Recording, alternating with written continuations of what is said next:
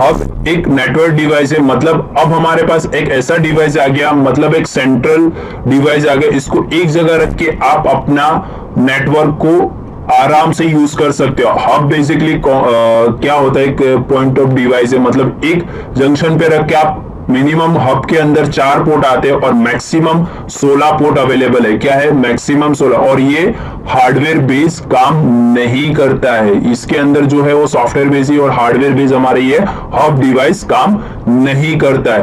अब hub device smart क्यों नहीं है वो मैं आपको बताता हूं। इसके अंदर कॉलिजन, मतलब ये कॉलिजन डोमेन है। मतलब कॉलिजन डोमेन मतलब क्या होता है, हाँ पहले जब हमारे पास नेटवर्क डिवाइसेस नहीं था तो पहला IEEE ने पहला कौन सा डिवाइस निकाला था, हब। तो ये क्या करता है, ये अगर आप सिस्टम ये अगर आप डिवाइस देख पा रहे हो तो ये हब है। इसके अंदर मिनिमम 4 और मैक्सिमम 16 पोर्ट आते थे। ये जो आप पोर्ट देख रहे हो ना, 1 2 3 4 5 6 7 और 8, तो 8 पोर्ट का डिवाइस था। तो इसके अंदर ये जो पोर्ट है वो इसका पोर्ट जो वो फॉरवर्डिंग पोर्ट है। अब फॉरवर्डिंग पोर्ट का मतलब क्या होता है वो मैं आपको एक्सप्लेन कर देता हूं। मतलब सपोज मान लो कि ये डेटा मैं आपको पैकेट ट्रेसर पे अच्छे से एक्सप्लेन कर देता हूं। जैसे सपोज मान लो कि मैंने यहां पे एक पीसी लिया है और मैं यहां पे एक हब ले लेता हूं। ये रहा मेरा हब, ठीक है। मैंने लगा लिया हब और एक पीसी और ले लेता हूं।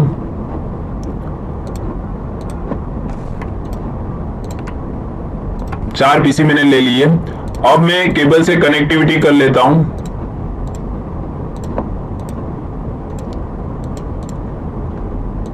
और इसका जो डेटा है वो ये वन साइड है, मतलब वन वे कम्युनिकेशन है, 2 वे कम्युनिकेशन नहीं कर पाता। ये जो डिवाइस है हब डिवाइस, ये 2 वे कम्युनिकेशन नहीं कर पाता है। सपोज मान लो कि ये जो डेटा है ए नंबर का पीसी, इसने में थोड़ा जूम कर दूं, और ये अगर आप पोर्ट देख पा रहे हो 1 2 3 4 5 6, तो जब सपोज मान लो कि ए ने डेटा डी को भेजा तो ये क्या करेगा, जैसे डेटा इसने भेजा तो ये जो पोर्ट है ये कुछ देखेगा नहीं, वो डायरेक्टली क्या करेगा, आगे फॉरवर्ड कर देगा। देखेगा नहीं कि मुझे किसको डेटा सेंड करना है, मुझे बी को करना था, सी को करना था या किसको करना था। तो वो क्या करेगा, डेटा जैसे ही आएगा इसको फॉरवर्ड करेगा, इसको भी फॉरवर्ड करेगा, इसको भी फॉरवर्ड करेगा।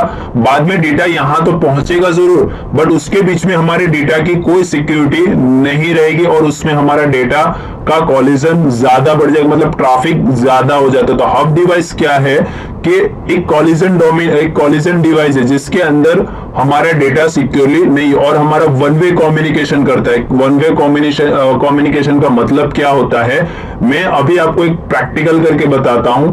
अभी सिस्टम के ऊपर मैं जो आईपी डाल रहा हूं, आप उसको इतना वो मत करना कि ये कैसे डाला किस तरह, वो तो जब मैं आईपी एड्रेस पढ़ाऊंगा तो मैं अच्छी तरीके से प्रैक्टिकल करके आपको बताऊंगा तो आपको समझ में।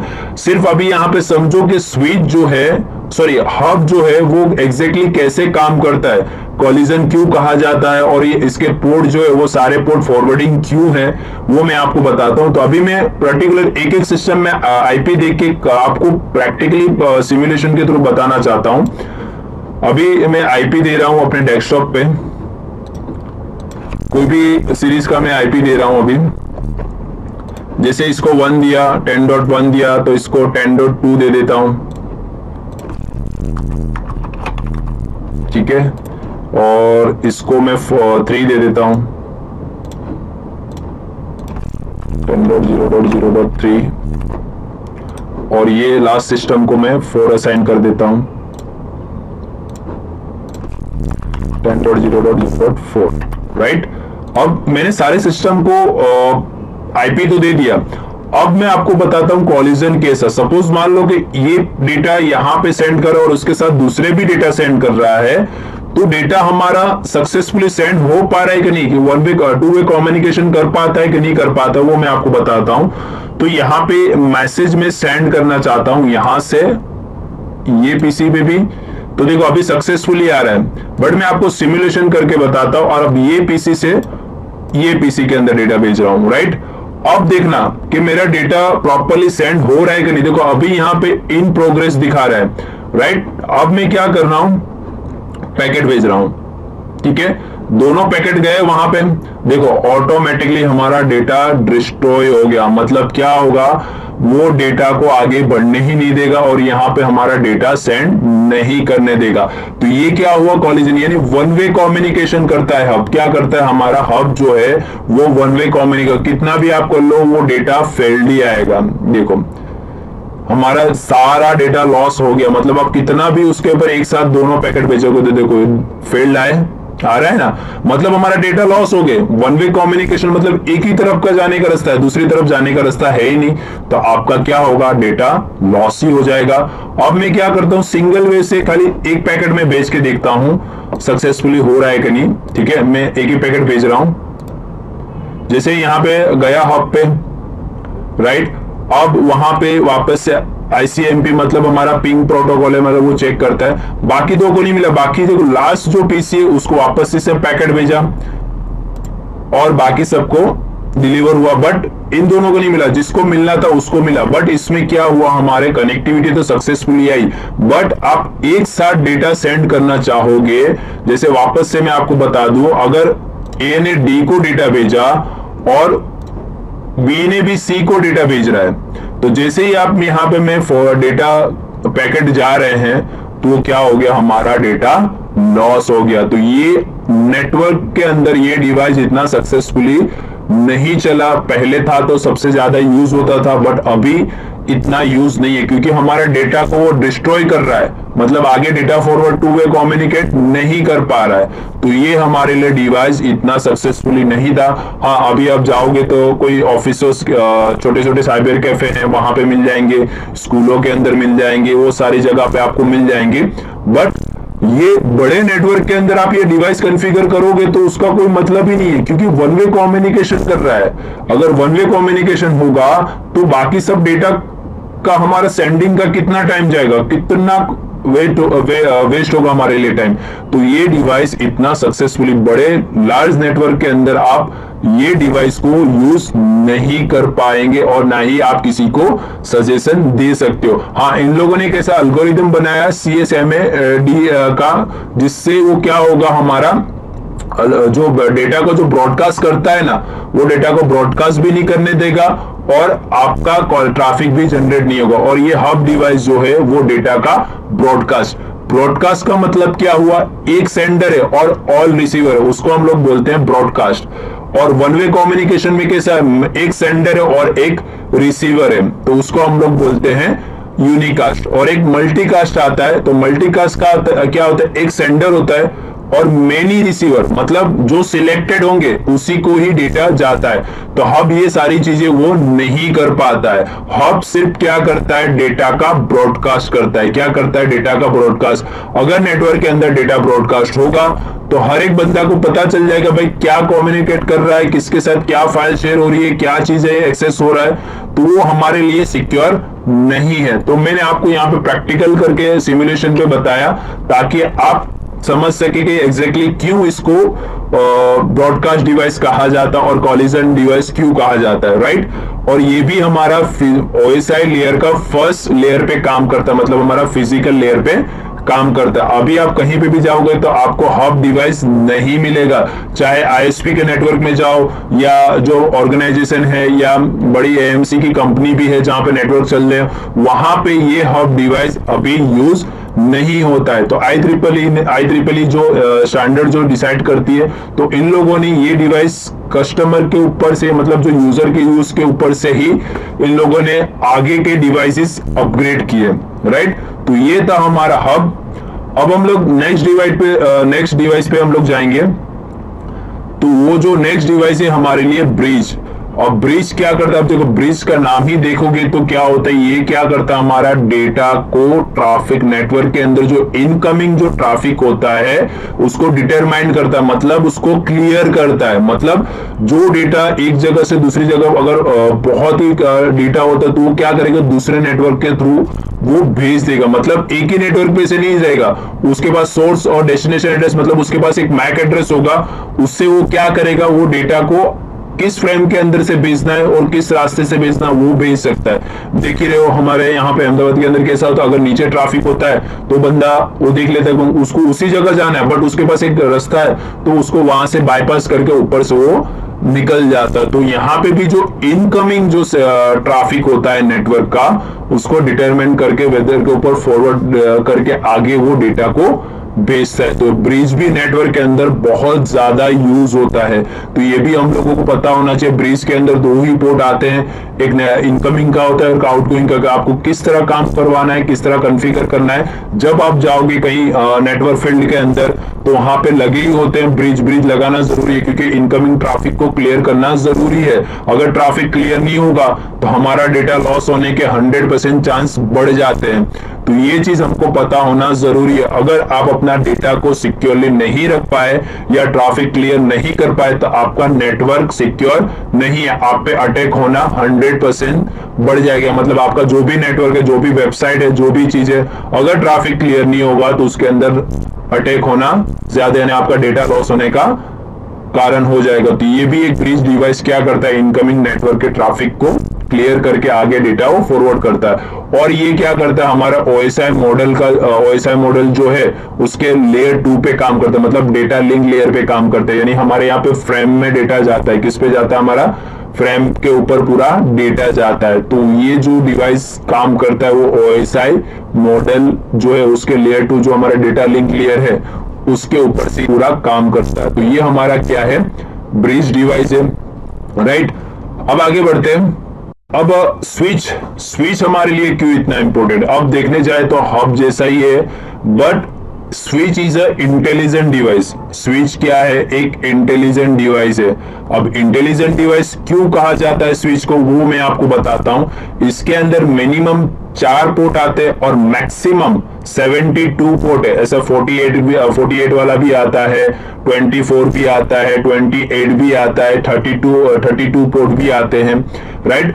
अब इसको इंटेलिजेंट डिवाइस क्यों कहा जाता है, इंटेलिजेंट डिवाइस क्योंकि ये चाहे तो ब्रॉडकास्ट भी कर सकता है, चाहे तो यूनिकास्ट भी कर सकता है, चाहे तो मल्टीकास्ट भी कर सकता है, यानी तीनों चीजें कर सकता है, राइट। इसके अंदर दूसरे अलग अलग पोर्ट आ गए, अलग अलग कंपनियां बनाती है, डी-लिंक है, सिस्को है और जुनिपर, ये सब कंपनियां स्विचेस बनाती है, नेटगियर के स्विचेस आते हैं। अब ये क्या है कि ये आईपी और मैक को दोनों को समझता है, मतलब हमारा जो आईपी एड्रेस होता है उसको भी आइडेंटिफाई कर लेता है और हमारा जो मैक एड्रेस होता है, मीडिया एक्सेस कंट्रोलर, उसको भी। मतलब ये एग्जैक्टली कैसे काम करता है, चलिए मैं आपको सिमुलेशन के ऊपर ले जाऊं ताकि आप अच्छे से समझ सको। और ये हमारा 2-वे कम्युनिकेशन करता है। क्या करता है, 2-वे कम्युनिकेशन, मतलब एक तरफ से अगर डेटा सेंड भी हो रहा है तो दूसरी तरफ से भी डेटा सेंड हम लोग कर सकते हैं, राइट। तो अब मैं आपको ले चलता हूं कि इसके अंदर सिमुलेशन कैसा होता है। मैं इसको क्लियर कर देता हूं ताकि आप आसानी से समझ सके कि किस तरह है। मैं इसको क्लियर कर देता हूं, सबको पीसी रहने देता हूं और आईपी भी सेम रहने देता हूं।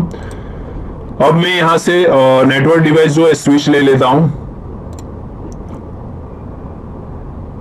स्विच, यस, मैंने यहाँ पे एक स्विच ले लिया है, 24 पोर्ट वाला है। अब मैं इसको डायरेक्टली कनेक्ट कर रहा हूं एक केबल के थ्रू। मैंने यहाँ पे भी कनेक्ट कर दिया और ये भी कनेक्ट कर दिया, राइट। ये सब चीज मैंने कनेक्ट कर दी है। अब मैं थोड़ा इसको अच्छे व्यू के अंदर कर दूं ताकि आप एक्सप्लेनेशन में आपको कोई दिक्कत ना हो, ठीक है, राइट। अब ये इंटेलिजेंट डिवाइस, जैसे मैंने आपको बता दिया इंटेलिजेंट डिवाइस क्यों कहा जाता है, चाहे तो यूनिकास्ट भी कर सकता है, चाहे तो मल्टीकास्ट भी कर सकता है, चाहे तो ये ब्रॉडकास्ट भी कर सकता है। क्या कर सकता है, ब्रॉडकास्ट भी कर सकता है। अब जब तक ये अप ना हो तब तक वेट करते हैं, मतलब हमारा जब तक यहाँ पे ग्रीन ना हो जाए तब तक हम लोग पैकेट भेजेंगे तो पैकेट फेल ही आएगा, क्योंकि अभी पीसी में तो ग्रीन लाइट आ गई है बट यहाँ पे अभी स्विच के थ्रू है, अभी ऑरेंज लाइट है, तो थोड़ा टाइम लगेगा अप होने में। जैसे ही अप हो जाएगा तो मैं आपको प्रैक्टिकल करके परफॉर्म करके बताऊंगा ताकि आप इजीली वेव के अंदर समझ सकेंगे कि क्या किस तरह काम होता है, किस तरह नहीं होता है, राइट। पैकेट भेज के सेंड करके चेक करते हैं अवेलेबल हो रहा है कि नहीं। अभी इन प्रोसेस बता रहा है, फेल आ रहा है। जैसे ही जब तक अप ना हो, देखो अभी ये अप हो गया, अभी ये नीचे भी अप होने में टाइम लग रहा है। तो जैसे ही ऑरेंज ये ग्रीन हो जाएगा तो पिंग मतलब कनेक्टिविटी चालू हो जाएगी। देखिए अब मैं यहाँ पे ये पैकेट मैंने लिया, यहां से भेजा, सक्सेसफुली आया, देख रहे हो यहाँ पे ये मेरा क्या हुआ, सक्सेसफुली हो रहा है। अब मैं क्या करूंगा, आपको सिमुलेशन बताऊंगा एक साथ दो पैकेट भेज के। जैसे मैंने ए ने डी को डेटा भेजा और बी ने सी को डेटा भेजा, तो देखना मैं दोनों एक साथ पैकेट भेज रहा हूं, ठीक है।